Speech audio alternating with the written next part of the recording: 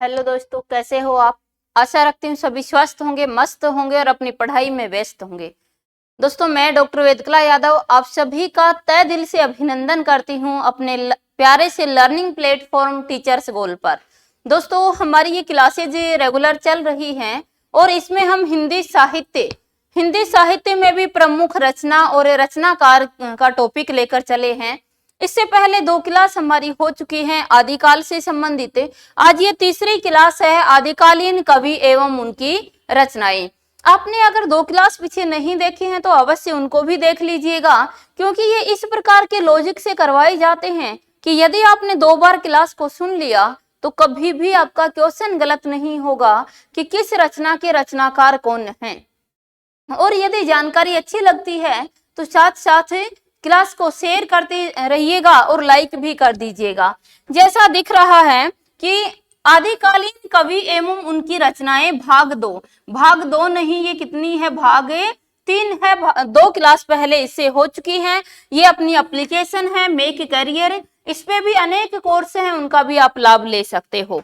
चलिए आगे बढ़ते हैं। आज हमारे पास आया रासो साहित्य। इससे पहले हम सिद्ध साहित्य और जैन साहित्य, नाथ साहित्य ये हम देख चुके हैं।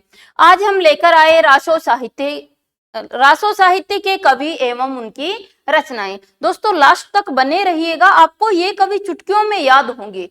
ये मैं पूर्ण विश्वास दिलाती हूँ आपको कि एक बार यदि मेरे साथ साथ आपने इसको देख लिया तो कभी भी इसको भूलोगे नहीं।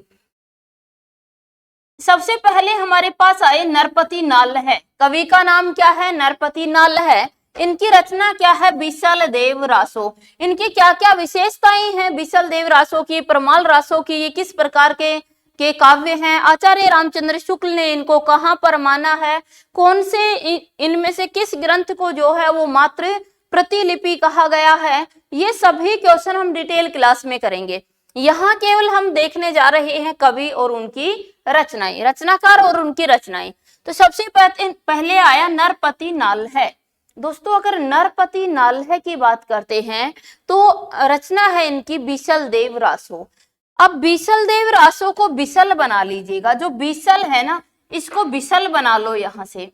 और बिसल बजाने का कार्य कौन किया करते हैं? दोस्तों, नर किया करते हैं। इस नर को यहाँ से अलग कर लीजिएगा। बिसल बजाने का कार्य कौन करते हैं? नर ही करते हैं। नारियां कभी बिसल नहीं बजाती ना, हमको कोई भी नारी जो होती है वो बिसल नहीं बजाती है। बिसल बजाने का कार्य कौन किया करते हैं? नर ही किया करते हैं। याद रहेगा, बिसल बजाना यानी कि वो अपने अपने मुंह से कुछ साउंड निकालते हैं ना, जिसको सिटी कहते हैं कॉमन भाषा में। यानी कि बिसल बजाने का कार्य कौन करते हैं? नर करते हैं। अगला राइटर हमारे पास आया जगनिक। दोस्तों, जगनिक की क्या है? परमाल रासो। तो देखो, जग पर माल, जग पर क्या है? माल है। जग में किसकी कीमत है? जग पर माल की कीमत है। याद रखिएगा, जग मतलब जगनिक, पर मतलब परमाल, पर माल की जरूरत है। जग पर माल की आवश्यकता है। आगे आया नल सिंह भाट, विजयपाल रासो। नल सिंह भाट की क्या होगी दोस्तों? विजयपाल रासो। देखो, नल सिंह भाट, विजयपाल रासो। देखो, विजय शब्द को उठाओ यहां से तुम। जो विजय है ना, जब विजय प्राप्त करनी होती है तो घोड़ों की जो पैर होते हैं उनमें नाल बांधी जाती है। आप जानते हो, जब युद्ध के ऊपर घोड़े कूच करते हैं तो उनके पैरों में नाल बांध देते हैं। विजय प्राप्त करने के लिए क्या बांध देते हैं? नाल बांध देते हैं। तो नल से नाल याद रख लीजिएगा और विजय से विजयपाल रासो। विजय प्राप्त करने के लिए घोड़े के पैर में नाल बांधी जाती है। उसके बाद आया दलपति विजय खुमान रासो। ये जो खुमान है ना, इसको गुमान कर लीजिएगा। गुमान, घमंड, प्राउड कह सकते हो, है ना। जब पूरे दल पर विजय प्राप्त की जाती है, जब दल पर विजय प्राप्त कर ली जाती है तो बहुत ही गुमान हो जाता है। खुमान को गुमान करके याद कर लीजिएगा, है ना, कि दल पर विजय प्राप्त करते हैं तो क्या हो जाता है दोस्तों? खुमान हो जाता है, गुमान हो जाता है। आगे है सारंगधर की क्या है? हमीर रासो। तो सारंगधर को सारंगी बना लीजिएगा। सारंगी कौन बजाएगा?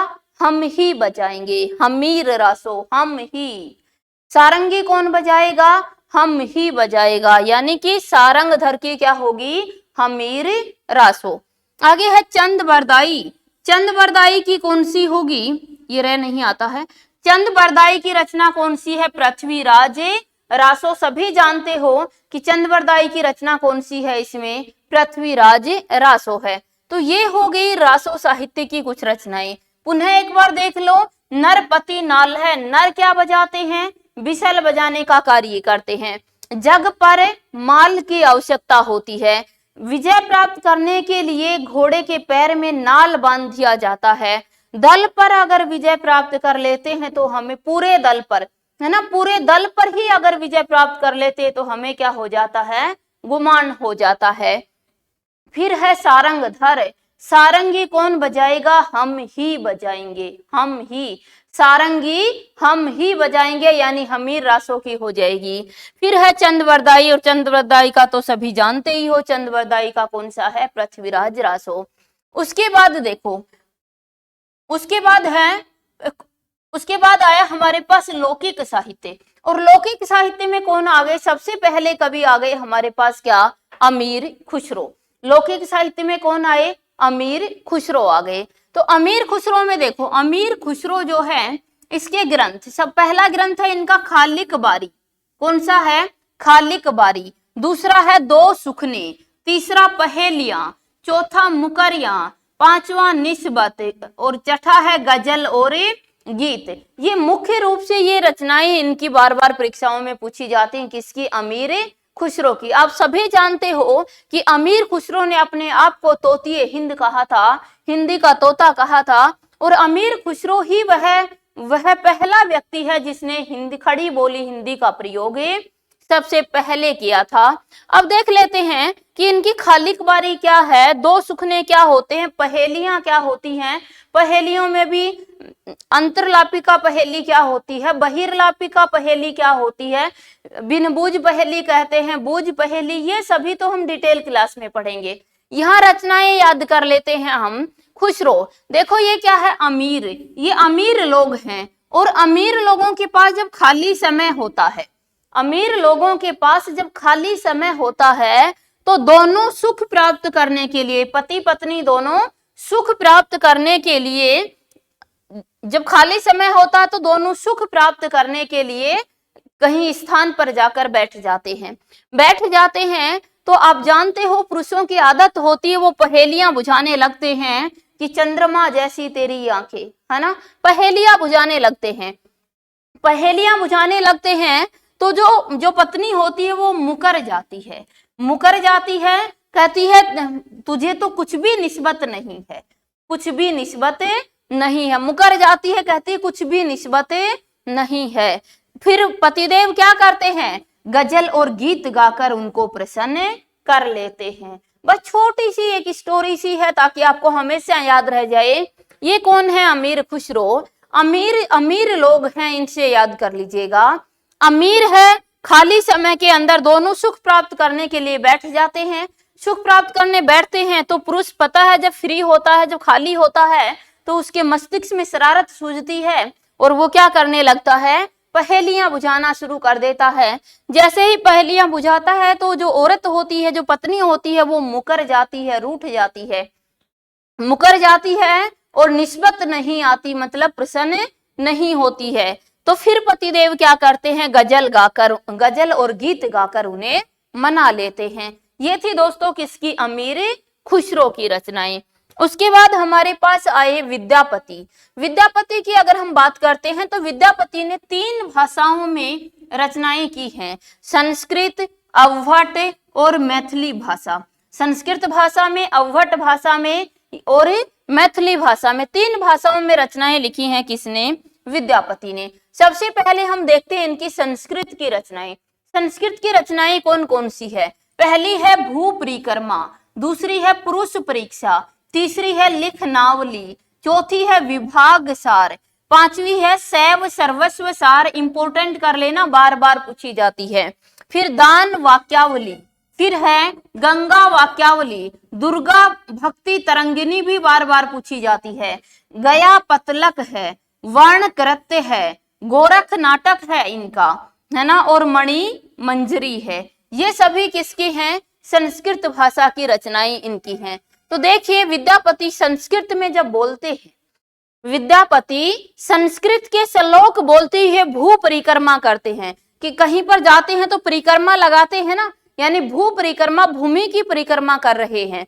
विद्यापति संस्कृत के श्लोक बोलते हुए भू परिक्रमा करते हैं, तो उनके पौरुष की परीक्षा होती है, उनके पौरुष की क्या होती है? परीक्षा होती है। और इस अनुभव को वह क्या करता है? लिख देता है विभागों में बांटकर।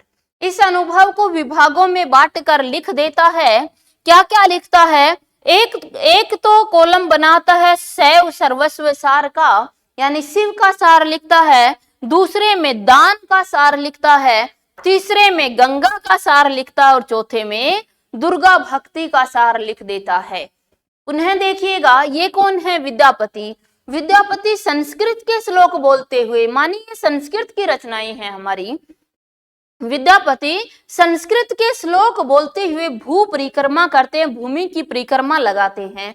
परिक्रमा लगाते हैं, आप जानते हैं जब परिक्रमा लगाते हैं तो हमारी हिम्मत की परीक्षा होती है कि हमारे अंदर कितनी हिम्मत है। और इनके किसकी परीक्षा हो रही है? पुरुष की परीक्षा हो रही है, इनके पौरुष की परीक्षा होती है। और इसको वह लिख देते हैं विभागों में बांटकर। पहला भाग बनाते हैं शैव सर्वस्व सार का, पहला भाग शिव के सार का बना देते हैं। दूसरा भाग दान बना देते हैं। तीसरा भाग गंगा के बारे में बना देते हैं और चौथा दुर्गा भक्ति के बारे में बना देते हैं। 4 भाग बना देते हैं। फिर कहते हैं गया पतलक, फिर जाते हैं और एक पत्तल लेकर आते हैं जिसमें वर्ण कृत्य लिखे होते हैं, जिस पर वर्ण लिखे हुए होते हैं। और ये वर्ण क्या होते हैं? उनके मणि मंजरी, ये वर्ण ही उनकी मणि बन जाते हैं। गोरख को काट दीजिएगा क्योंकि ये मैथिली भाषा का है, आपका ये नाटक है। तो ये है विद्यापति की रचनाएं संस्कृत भाषा की। याद हुई सभी को? एक बार जल्दी से थम करके बताइएगा, सभी को याद हुई है? देखिए विद्यापति संस्कृत के श्लोक बोलते हैं, भू परिक्रमा करते हैं। भू परिक्रमा करते हैं तो उनके पौरुष की परीक्षा होती है, जिसको वो लिख देते हैं विभागों में बांटकर।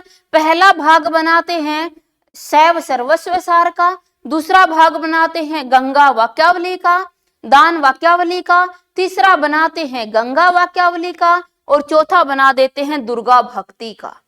फिर जाते हैं पत्तल लाने के लिए और उन पत्तों के ऊपर वर्ण लिखे हुए होते हैं और यही वर्ण उनकी मणि मंजरी कहलाते हैं। ये था विद्यापति की संस्कृत की रचनाएं।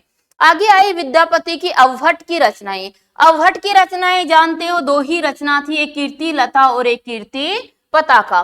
कीर्ति लता राजा कीर्ति सिंह को और कीर्ति पताका राजा शिव सिंह को समर्पित थी। उसके बाद है मैथिली विजय, जो मैथिली भाषा है इसमें गोरक्ष विजय एक नाटक है इनका, जो मैथिली भाषा का है। और सबसे प्रसिद्ध जो रचना इनकी है वो कौन सी है? पदावली है, जो कृष्ण भक्ति से संबंधित है, जिसके बारे में आचार्य रामचंद्र शुक्ल ने कहा था कि आध्यात्मिक रंग के चश्मे बहुत सस्ते हो गए हैं। ये कथन किसके बारे में कहा गया था? ये पदावली के बारे में कहा गया था। किसके द्वारा? आचार्य रामचंद्र शुक्ल के द्वारा विद्यापति की पदावली के लिए ऐसा कहा था कि उन्होंने पदावली को श्रृंगारिक रचना माना है, भक्ति रचना नहीं माना। इसलिए आचार्य रामचंद्र शुक्ल ने ऐसा कहा विद्यापति के बारे में। और यही पदावली के कारण ही विद्यापति को मैथिली कोकिल की उपाधि भी प्राप्त हुई थी। ये सब हम डिटेल क्लास में देखेंगे। विस्तृत जो क्लास होगी, विस्तृत जानकारी होगी, उसमें हम देखेंगे। यह रचनाएं याद हुई सभी को। अमीर खुसरो की बात करें तो ये अमीर लोग हैं, ये खाली समय के अंदर दोनों सुख प्राप्त करने के लिए बैठ जाते हैं। और पुरुष जो होता है वो पहेलियां बुझाना शुरू कर देता है तो स्त्री मुकर जाती है और ये निस्बत नहीं होती, तो फिर पुरुष क्या करता है? गजल और गीत गाकर उसे मना लेता है। ये था अमीर खुसरो। फिर आया विद्यापति की संस्कृत की रचनाएं और ये विद्यापति की अन्य रचनाएं थी। यहाँ तक आज इस क्लास में हम यहीं तक करते हैं। इससे पहले एक बार फिर मैं रिपीट कर देती हूँ, जो रचनाएं इससे पहले हमारे पास आई हैं एक बार उनको फिर से देख लीजिएगा। नरपति नाल है, नर बिसल बजाने का कार्य कौन किया करते हैं? नर करते हैं। जग पर माल की कीमत हुआ करती है, घोड़े के पैरों में नाल बांध देते हैं विजय प्राप्त करने के लिए, है ना। फिर है यदि दल पर विजय प्राप्त कर लेते हैं तो हमें बहुत गुमान हो जाता है, खुमान हो जाता है। फिर है सारंगधर, सारंगी कौन बजाएगा? हम ही बजाएंगे। फिर है चंद बरदाई पृथ्वी राजे रासो। ये रचनाएं हमारी रासो साहित्य से संबंधित आती हैं। इस और उसके बाद हमने लौकिक साहित्य में अमीर खुसरो विद्यापति देखा। बाकी जो बची हुई अगर रचनाएं, बाकी तो हो गई हैं सभी रचनाएं इनकी, कुछ भी इनमें से शायद नहीं बचा हुआ है। इससे आगे हम देखेंगे कि अगली जो क्लास होगी वो होगी पृथ्वीराज रासो। पृथ्वीराज रासो के बारे में कि पृथ्वीराज रासो में कौन कौन से प्रतीक, कौन कौन किसका प्रतीक है और किसको इसे पृथ्वीराज रासो को प्रामाणिक माना है, किसने इसको अप्रामाणिक माना और किसने अर्ध प्रामाणिक माना। इसी प्रकार के लॉजिक के साथ हम उसको भी याद करेंगे। क्लास अगर आपको अच्छी लगी है तो अवश्य लाइक शेयर कर दीजिएगा और चैनल सब्सक्राइब नहीं किया है तो उसको भी कर लीजिए, ताकि प्रतिदिन इसी प्रकार के लॉजिक के साथ, आसान लॉजिक के साथ ये क्लासेज आपको मिलती रहें। दोस्तों ये लॉजिक ऐसे हैं जो हमारी भावनाओं से जुड़ जाते हैं और जो चीज हमारी भावनाओं से जुड़ गई उसको हम कभी भी भूल नहीं सकते हैं। यहां तक कि कभी भी अमीर अमीर शब्द तुम्हारे सामने आएगा, अमीर शब्द कभी भी सुनोगे किसी भी प्रसंग में तो आपको अमीर खुसरो जरूर याद आ जाएगा। ये अमीर लोग दोनों खाली समय में दोनों सुख प्राप्त करने के लिए बैठ जाते हैं। फिर गजल भी याद आएगी, फिर मुकरी भी याद आएगी, मुकर जाएगी, फिर निस्बत भी याद आएगी और फिर गीत गाकर मना लेंगे तो गजल और गीत भी याद आ जाएगा आप सभी को। आज इतना ही, बाकी मिलते हैं कल अगली क्लास में। जय हिंद, जय भारत।